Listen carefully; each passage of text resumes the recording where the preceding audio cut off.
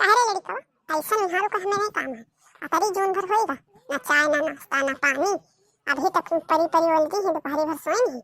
अतरी जून उठी है तब पर काम करती एक तो ही ले ले झेल हमका नहीं झेल लेते। अरे अम्मा तो तेरा काहे बेजार हुआ थी। अरे उठी हुई है कामे धंधम लाग रही हुई हैं। दियर होईगा हुई। अरे हाथ हुईबे करे अम्मा अपने गज्जू जाने चाहिए कोई के। चुप मिहरिया के गुलाम। हलवे बिटीवा ओ हलवे बिटीवा का करत है बहिन ले यहाँ आओ। हाँ अम्मा आवत हियो। अरे का आवत हियो अब बहिन ले तोहर कोनो काम नहीं निपटा है।